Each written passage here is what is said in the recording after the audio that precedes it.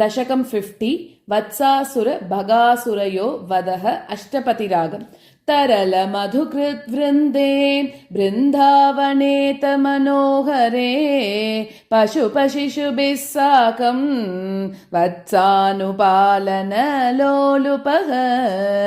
हलदरसको देव श्रीमन्विचेरितधारयन् गवलमुरलीवेत्रं नेत्राभिरामदनुद्युतिः विहित जगति रक्षं लक्ष्मीकराम्बुजलालितं ददति चरणद्वन्द्वं वृन्दावने त्वयि पावने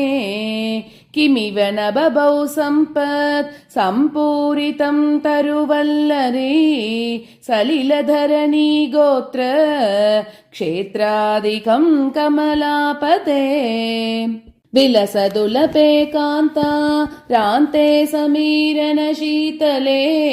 विपुल यमुना तीरे गोवर्धनाचलमूर्धसु ललित मुरलीनादः सञ्चारयन् खलु वात्सकं क्वचन दिवसे दैत्यं वत्साकृतिं त्वमुदैक्षताः रभस विलसत्पुच्छं विच्चायतोऽस्य विलोकयन् किमपि वलितस्कन्धं रन्ध्रप्रतीक्षमुदीक्षितम् तमथ चरणे बिभ्रत् विभ्रामयन् मुहुरुच्चकैः कुहचन महावृक्षे चिक्षेपित क्षतजीवितम् निपतति महादैत्ये जात्या दुरात्मनि तत्क्षणम् निपतन जवक्षुन्न क्षोणीरुह क्षतकानने दिवि परिमिलद्बृन्दाः बृन्दारका कुसुमोत्करैः शिरसि भवतो हर्षाद् वर्षन्ति नाम तदा हरे सुरबिलतमामूर्धन् यूर्ध्वं कुतः कुसुमावली निपतति तवेत्युक्तः बालैः सहेलमुदैरयः झटिति धनुजक्षेपे नोर्ध्वं गतस्तरुमण्डलात् कुसुमनिकरः सोऽयं नूनं समेति शनैरिति क्वचन दिवसे भूयो भूयस्तरे परुषातपे तपनतनया पात पातुं गता भवदादयः चलितगरुतं प्रेक्षां मासुर्बकं खलु विस्मृतं क्षितिधरगरुच्छेदे कैलासशैलमिवापरम्